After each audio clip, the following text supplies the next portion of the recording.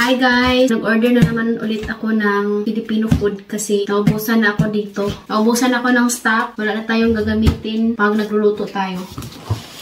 Yung ino-order ko lang naman guys is yung palagi kong ginagamit like soy sauce, yung suka, tapos yung bihon. Minsan pag gusto kong magluluto, at least may stock ako guys. Tingnan natin kung ano yung laman dito.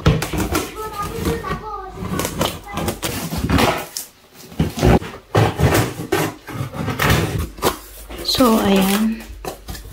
Pinadala niya to kahapon, tapos today dumating. Malapit lang naman yung Bucharest guys, mga 2 hours lang. So, kaya kinabukasan, today, dumating siya.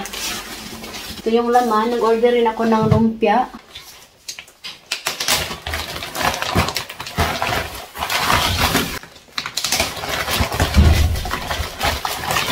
Parang sana hindi siya nasira.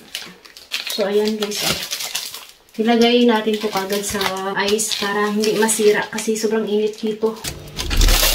Wala nang laman ng fridge natin. Tapos, meron ditong pansit canton. Check natin. Sa September na yung expiration guys. 1, 2, 3, 4, 5, 6, 7... Wala, ang dami pala ito. 10 pansit canton. Tapos, nag-order rin ako ng ito, yung tawag nito. Dilis. Sobrang laki naman yung dilis niya, guys. Ayan o, 3 lang. Soy sauce. Ito, 3 lang to guys. Ayan o.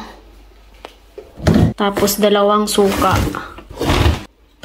Wala na space. Dito natin lagay. Tapos, 5 bihon. 1, 2, 3, 4, 5. Nag-order din ako sa kanya ng miswa. Ayan. Mami!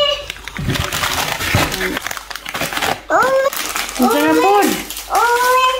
No, hindi naman na pagkaon. Kasi po, mahilig si Eddie kumakain ng miswa. Ayan. Lagyan ng sardinas. Tapos, munggo. Ayan. Ito, 2 munggo. Mr. Gulaman. Favorite to ni Katyusha, guys. Kaya bumili na rin ako. At saka 5 sardinas. Ayan, oh. Ligo. 2, 4, 5. Tapos, tabliya. Ito guys, free lang yata to kasi hindi ko naman to in-order. Kung sino may mga bago na mga Pinay dito sa Romania, pwede po kayong mag-order kay Pinoy Biz. Dito po ako nag-order sa kanya guys. Lagay natin to sa basement para masira.